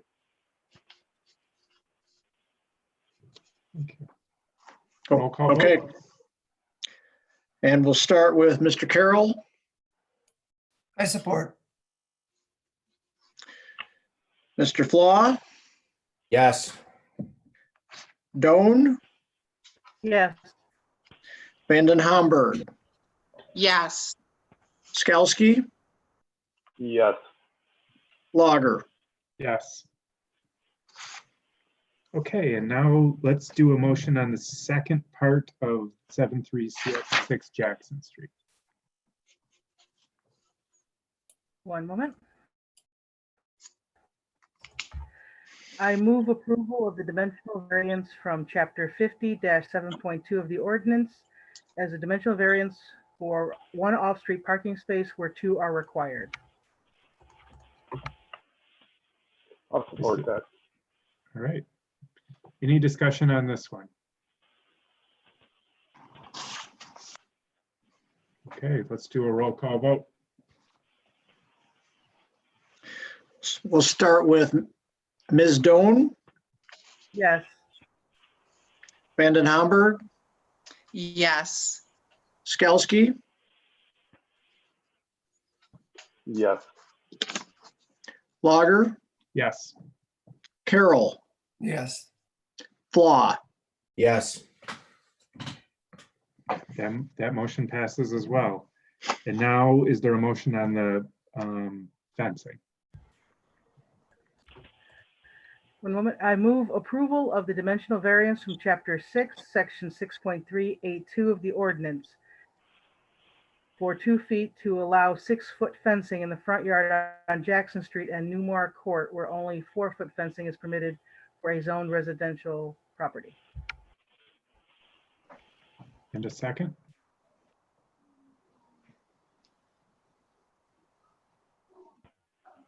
I'll second it. Thank you. All right, discussion on the fence issue. I will be actually voting in opposition to the fence. In this residential area, I think we've heard from various residents in this case, one, and in other cases as well, that these larger fences in the front yard are disturbing to the character of the residential streets. We've heard it from neighborhood association directors and from the city planning office as well. So because this is in a residential area and because it's already a unique use, I'm going to be opposed to the 6-foot fence. I have a quick question on that front yard. Is both Jackson and Newmeyer Court considered front yards where you actually have 2 streets, or is it just Jackson Street? It is actually, both streets are considered front yards. You know, the front yard is that area between the structure and the front property line on both Newmeyer Court and on Jackson Street. Thank you. Any further discussion on that? If not, can we have a roll call vote?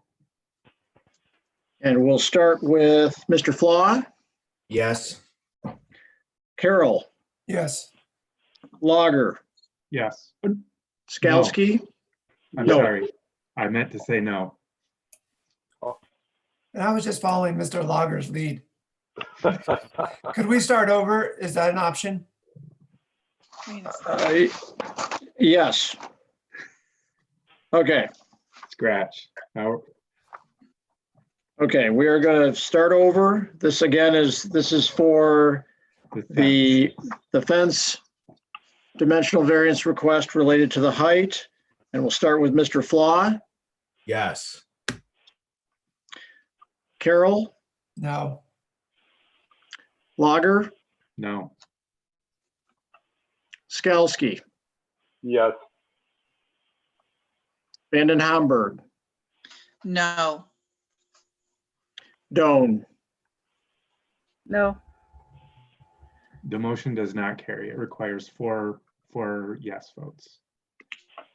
All right, thank you. Let's move on to the next case, also with Ms. Harrington, which is similar on a different property. Secretary, can you read that next case into the record? Yes, one moment. An application for the variance for provisions of the zoning ordinance has been filed with the zoning appeals by Remy Harrington owner of 1316 Mill Street, which is situated in RD 19 Residential Duplex District. The applicant is requesting 3 variances. 1, a use variance from Chapter 4, Section 4.1 to allow for a commercial agricultural use on this residentially zoned property. This will include a greenhouse and raised planting beds. 2, a dimensional variance from Chapter 50-7.2 for 2 off-street parking spaces where 2 are required. 3, a dimensional variance from Chapter 6, Section 6.3A2 for 2 feet to allow 6-foot fencing in the front yard along Mill Street where only 4-foot fencing is permitted for a residentially zoned property. Please note this request will not change the zoning classification of the property. This is a request for variance only regarding the items described above. Thank you. Ms. Harrington, this is your opportunity to talk about Mill Street. Thank you. Again, this is consistent with what I previously outlined about the 736 Jackson Street. 1316 Mills, however, will be developed into a worker-owned cooperative. We have been in communication with Urban Alliance so that we can utilize their parking spaces, their parking lot. They've outlined that the community already uses their parking lot, and so they are hoping to work collaboratively and to build upon the synergy that we're doing within our respective organizations to again facilitate some upward mobility and some traction for sustainable people systems. The worker-owned cooperative, we're offering up 12 different shares for people to be able to buy into this site so that we can, again, participate in the economy as citizens and to be able to sell at the Kalamazoo Farmers Market, creating opportunities for entrepreneurship, creating opportunities for self-efficacy, and just the interconnectedness of the nature of the work that we're doing and creating space for biodiversity and regenerative agriculture. And so being able to have this farm right here in the neighborhood, it's important. There are a variety of course, social, ecological, and economic benefits to this project. And / initiative is not a project. It's us really, we're living this work. And I'm just really grateful that, you know, we have a network. You heard the calls. We have a network of supportive people to be able to move this work forward. Sadly, many of the people that also are in support of this that are right in the neighborhood have not called in. And so, that's what that is. But we've identified people, built relationships over the years. And this is a heart project. So that's it. Thank you. Thank you. So let me just distinguish this one from the last one. The last one had like a structure built on it, and there were educational purposes. And this one is a worker-owned cooperative, in which 12 people will have shares, and that gives them the opportunity to grow there and then sell the produce under some sort of structure at the farmer's market or elsewhere. Correct. Makes sense. Yep. So really visually driving by this or walking by this will be a community garden and look like a community garden. I think it will look just like that picture, like it's going to be a farm. It's like, I don't know how you're defining garden. I think that, that's something that's argued regularly. People, it's hard for people to make the distinction between gardens and farms, but this is an urban farm for sure. Okay. All right. Other questions or clarifications?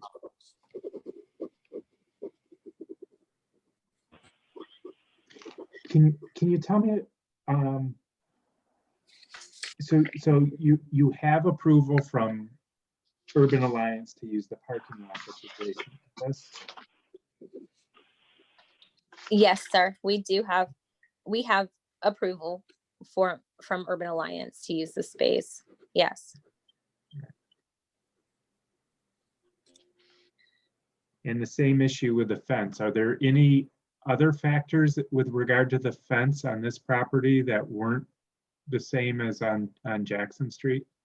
No, sir. I mean, outside of the proprietary nature of these initiatives, if that's not that coupled with the, just the preservation of, again, the functionality of what this space represents, it, as being urban producers. Outside of that, if the argument can't be made to justify that as a rationale to for the variance in that way, then I don't have another argument, and we'll just we'll work around it. Thanks. Other questions? Mr. Chair, can I ask one question? Well, I mean, what's going to come up when we get to the public hearing portion is that a letter of support was received from a gentleman named Luke at Urban Alliance, expressing Urban Alliance's support for your project on the site, but that didn't mention anything about allowance of, their using their parking lot. So was a separate conversation had with them about that already? Yes, that he said we can use their parking. Okay, so well, Did he not indicate that in his correspondence to you? I did not see it. I will take another look at it, but there wasn't any reference. It was talking about the support of the project, but did not reference the parking lot. Okay, to my understanding, he has also opened himself up to be able to be communicated with about that, but he absolutely, he's the executive director, and he outlined that that was acceptable when he was in support of it. And that's what the space is designated for community use and partnerships like this. Okay, yep, I stand corrected. There is a line. Okay. In the, it does say we are willing to allow the use of our parking lot to designate space for the farm because the site does not currently have adequate parking. Okay. Yep. Okay, so that is included. Okay, good. I'm glad we got that one addressed. Okay, other comments or questions from the board? Oh, then let's turn to the public comments. And we do have some public comment to add. And hi, my name is Chaz Ross, and I live in a fine neighborhood, and I'm calling in support of the effort by Remy Harrington and the Zoo City Farm for the variances for Washington and Jackson and Mill Street. I think these are good initiatives for Kalamazoo City. Agriculture, we need this. It's good for everyone to get in contact with food, and the good thing about the program is that it's open up to the community, and it's surrounding itself around by constructing itself with the community. So I'm in support of that. Thank you, and have a good day.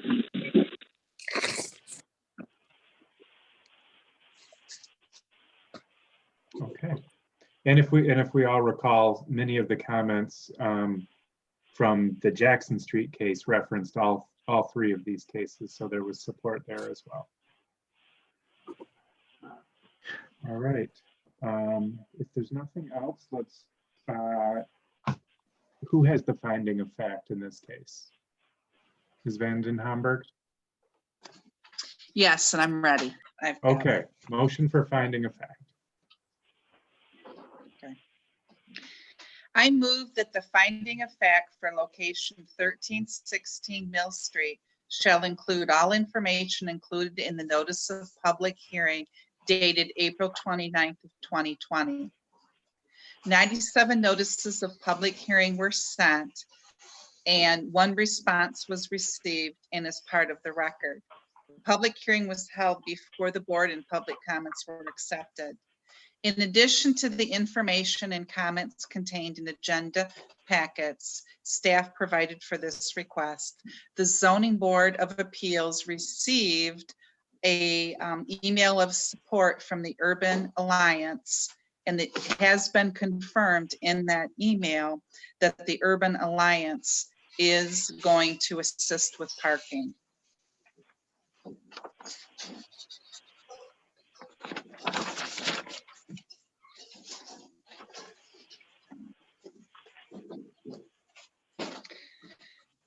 Remy Harrington has requested 1, a use variance for Chapter 4, Section 4.1 to allow for a commercial agricultural use on this residentially zoned property.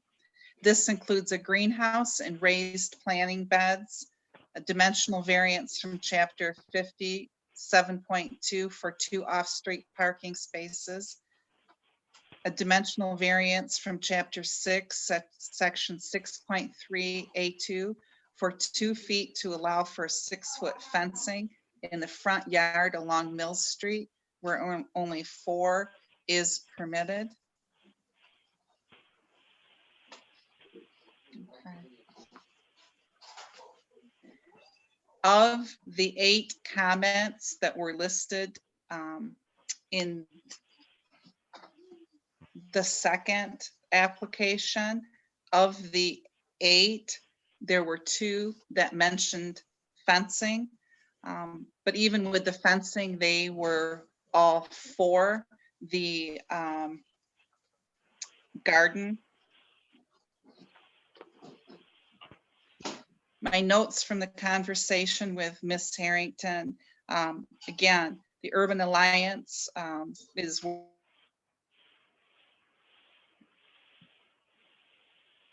I think she just froze.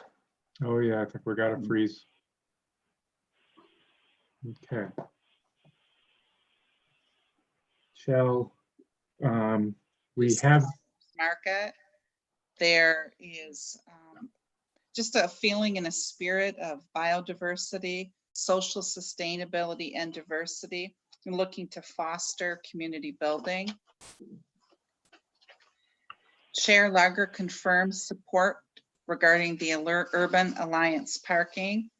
And for public comment, we had a gentleman, I believe his name was Chaswell from the Vine neighborhood, and he called in with support for all 3 of the appeals. And he especially liked the fact that the garden would be open to the community. Thank you. I think Ms. Vanden Hamburg, there was a freeze in the middle there. Did you had introduced the facts, the relevant facts of the case, and then when you were talking through a couple of the supports or oppositions, it froze for a second. We probably missed a couple sentences. Did anyone hear enough to second the motion on finding of fact? I'll make a motion to second. Second, we have a second. Anything to add or subtract from that? Okay, let's do a vote on the motion of finding of fact. All in favor signify by saying aye. Aye. Aye. And opposed, same sign.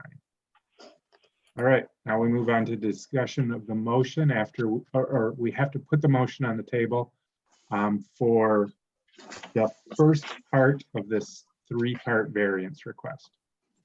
Should I add the prohibition about the marijuana operations again? That is advisable.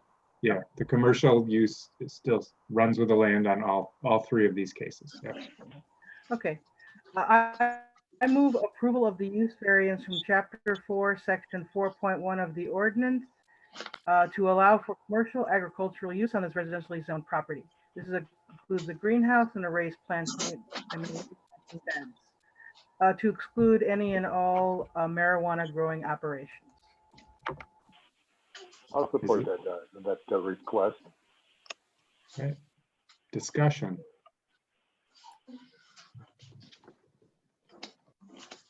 Nope. I'm going to be in support of this for the same reasons we talked about on Jackson Street. Is there can we do a roll call vote? Well, Okay, we'll start with Ms. Vanden Hamburg, Yes. excuse me, Doan, Yes. Flaw, yes. Lager, Yes. Skalsky, Yes. Carroll. Yes. All right, the motion passes on the use. And can we have a motion for the parking? I move the approval of the dimensional variance from chapter 50-7.2 of the ordinance, where 2 off-street parking spaces are required, the variance for no off parking spaces. Is there a second? I'll support it. Right. Discussion on the parking spaces? And this one, I don't know if you want to complicate it, but that is dependent upon the willingness for the Urban Alliance to assist with that parking. I suppose it's possible that Urban Alliance at some point may withdraw that support, or if Urban Alliance decides to sell the building to a different party and they no longer want to offer that support. So you may want to make that variance conditional upon the continued support by the adjoining property owner. So amended? And I'll amend my support to support the original or the revised amendment. Okay, so we have a motion with the condition that there is support from the adjacent property owner, and it's been seconded with that support, correct? Yeah. Yeah. All right, discussion on that. If not, let's do a roll call vote. Start with Mr. Carroll, Yes. Skalsky, Yes. Lager, Yes. Flaw, Yes. Doan, Yes. Oh, don't, Christina, you're muted. Christina, Yeah, I said yes, sorry, and then I went back to muted. Vanden Hamburg, Yes. All right, that motion carries. And now a motion with regard to the fence. I move approval of the dimensional variance from chapter 6, section 6.3A2 of the ordinance. Dimensional variance to allow for 2 feet to allow 6-foot fencing in the front yard along Mill Street, where only 4-foot fencing is permitted for a residentially zoned property. Second.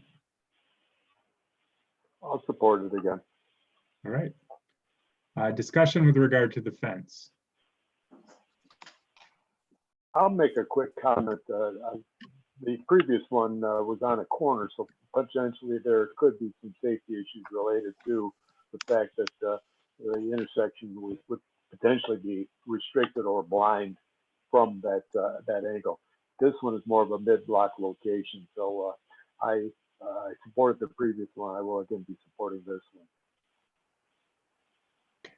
I'm going to again be in opposition to the fence issue. I think it is a visual issue throughout a residential neighborhood, especially a fairly dense residential neighborhood like Edison.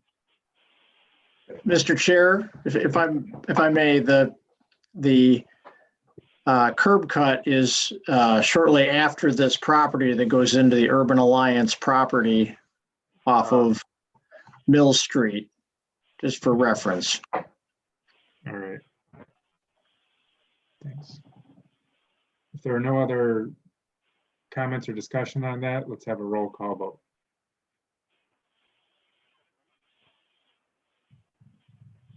And we'll start with Mr. Skalsky.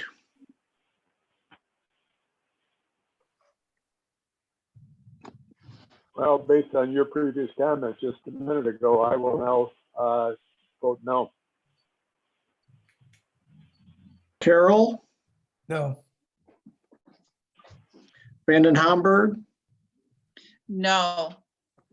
Stone, No. Flaw, Yes.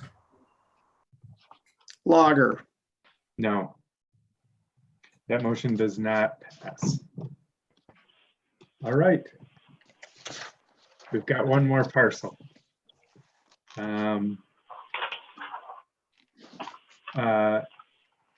Secretary, can you read the next case, 1503 Washington into the record? An application for a variance for provisions of the zoning ordinance have been filed with the Zoning Board of Appeals by Remy Harrington, owner of 1503 Washington Avenue, which is situated in Zone RM15 Residential Multi-Dwelling District. The applicant is requesting 3 variances. 1, a use variance from Chapter 4, Section 4.1 to allow for a commercial agriculture use on this residentially zoned property. This includes a structure with vertical planting beds and other raised planting beds on the property. A dimensional variance from Chapter 50-7.2 for 2 off-street parking spaces where 2 are required. 3, a dimensional variance from Chapter 6, Section 6.3A2 to allow for 2 feet to allow for 6-foot fencing in the front yard along Washington Avenue and Division Street, where only 4-foot fencing is permitted for a residentially zoned property. Please note this request does not change the zoning classification of the property. This is a request for variances only regarding the items described above. Thank you. Ms. Harrington? Thank you. Y'all don't like 6-foot fencing, so I won't even try to advocate for that again. But this particular site is really near and dear to my heart for several reasons. But this, as mentioned, there will be vertical beds and growing in this site. And I'm hoping that it will create space for elders or people that have limited mobility to be able to grow. And it's designed with that particular consideration in mind.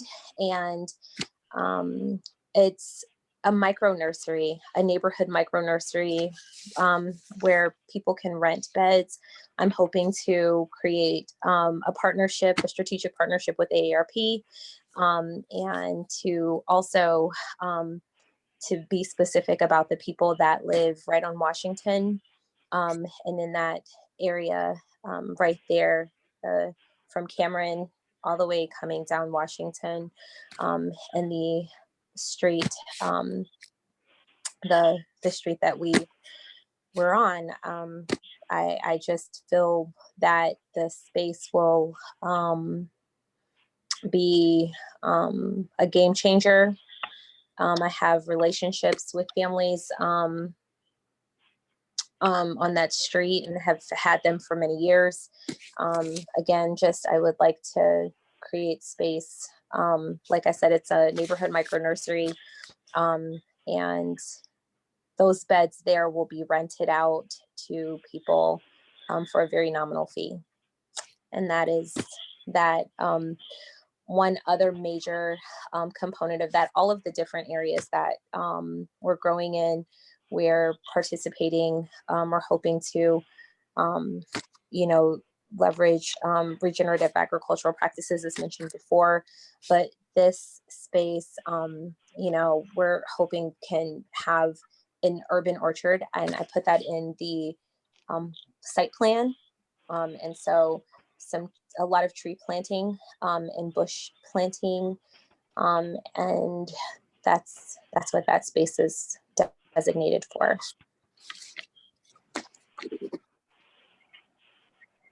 Thank you. Are there questions about this distinction on this one? I think that it sounds like this one will have this sort of raised areas. It will be rented. There's going to be more of a tree orchard aspect to it. But it's really in keeping with the character of the other two parcels that we've already heard about. Yes, correct, sir.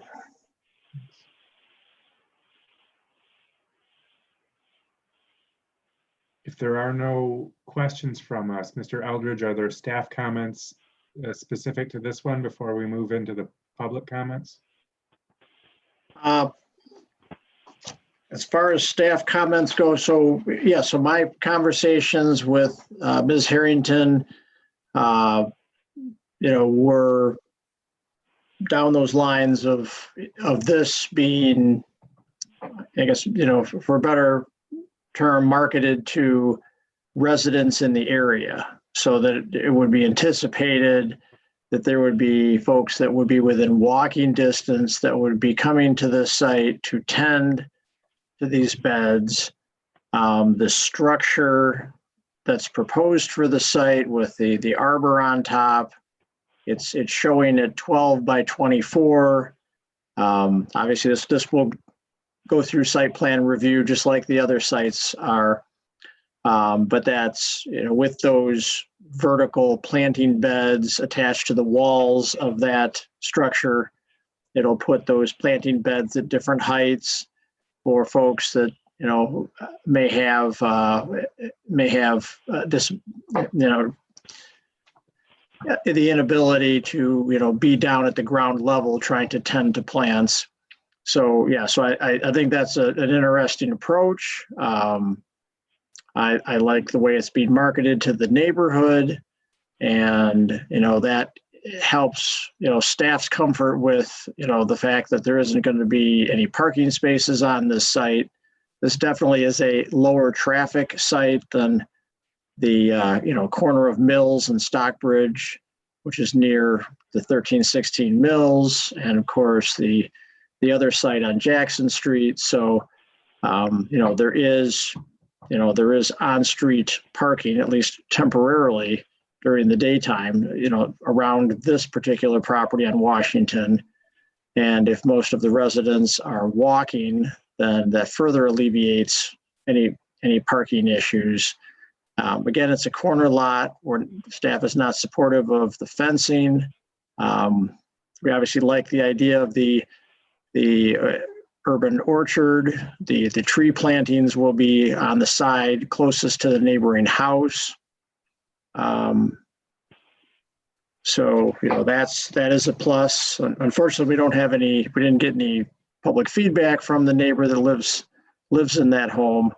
In fact, we do not have any call-in comments for the public comment period tonight for this site, but I want to remind the board that, the last two sites, when talking about Jackson, there was 4 people that spoke in support of all 3 of the sites. And when talking about the Mill Street location, there was Chaz from the Vine neighborhood that called in that spoke in support of the 3 sites. So we've had 5 callers that have, spoken in support of all 3 of the sites.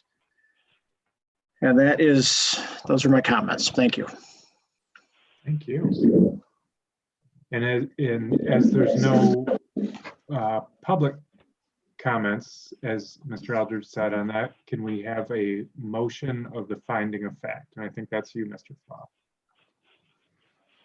Why, yes, it is.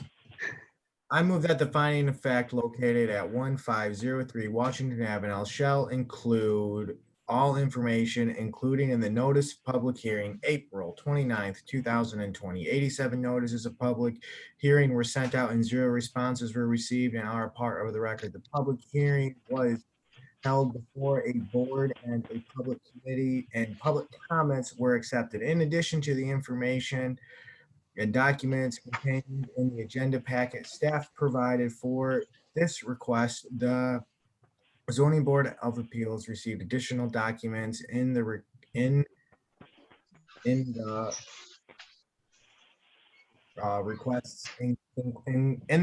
including none to follow. The finding of fact shall include those documents just described and also the facts of the of the comments made during the public hearing, which are summarized as follows. Ms. Harrington stated that the board is unlikely to grant a 6-foot fence. It will, the purpose of this is to be as designed for people with mobile issues. I'm hoping to have many people from the community be a part of it. This will be a micro nursery. Raised beds will be rented for a nominal fee. I'm hoping to have an urban orchard. Lots of trees planting, lots of bushes. Staff noted that it is not in favor of the 6-foot fence. That they are comfortable with having a limited amount of parking due to the fact that this is marketed to people within walking distance. And during the day, they will be able to park on Washington Street if needed. And 5 people spoke in favor of all 3 sites. And with that, that concludes the finding of fact. Thank you. Is there a second? I'll support it. Support. All in favor of the motion on the finding of fact signify by saying aye. Aye. And opposed, Aye. same sign. All right, motion of finding of fact carries. And now, And Mr. Chair, when we make this motion, we should, as we've done with the last 2, include the condition that there be no marijuana grow facilities. okay, very good. Should I go ahead and proceed? Yep, go ahead and do this the same way in 3 parts. All right. I move approval of the variance from Chapter 4, Section 4.1 of the ordinance for the use variance to allow for a commercial agricultural use on this residentially zoned property. This includes a structure with vertical planting beds and other raised planting beds on the property to exclude any and all marijuana growing operations. Is there a second? I'll support it. Does anyone have any specific comments for this one? No, can we do a roll call vote? We'll start with Mr. Flaw, Yes. Skalsky, Yes. Doan, Yes. Lager, Yes. Vanden Hamburg, Yes. Harrell. Yes. All right, the motion passes. On to the parking. I move approval of the dimensional variance from Chapter 50-7.2 of the ordinance.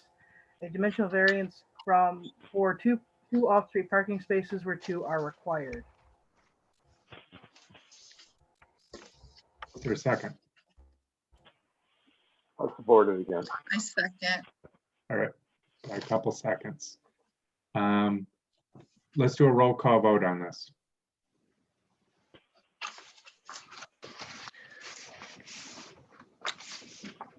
Mr. Carroll, Yes. Vanden Hamburg, Yes. Lager, Yes. Doan, Yes. Skalsky, Yes. Flaw. Yes. Okay, the motion passes on the parking. And the final motion?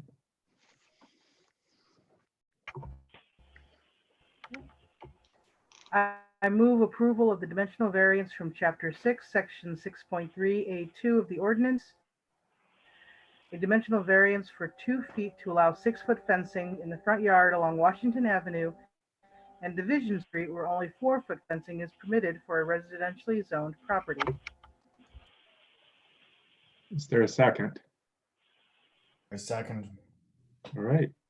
Discussion with regard to the fence.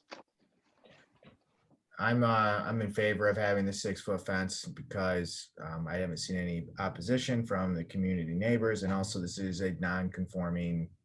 Yes, this is a unique area. This is going to have a unique project on it, and as a result, it will not be compared to other houses in the area. It's not like we have 20 houses and one of them can have a 6-foot fence and none of them. This is a completely unique area. There's nothing like it. So therefore, I think there should be some liberties in the uniqueness of fencing. With that, I'll pass. Okay. Any other comments on the fence? Hearing none, let's do a roll call vote.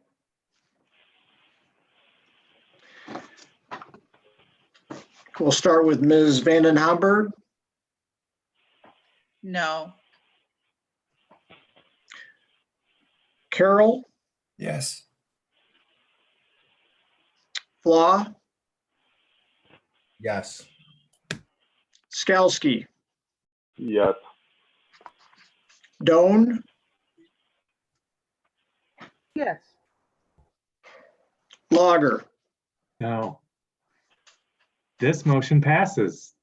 Washington and Division gets a tall fence. Okay. Nothing like consistency. So, all right, I think that concludes all your cases. Thank you so much for presenting that, and really excited to see the farms come up. I think it's great for the community. Yes, thank you. Absolutely. Is there another agenda item tonight? Is that it? There is no other items on the agenda for tonight. All right, with that, I think we are adjourned. Good night, all. Okay, Good night. Let's say. Thank you. thank you. Good night. Have a good one. Night.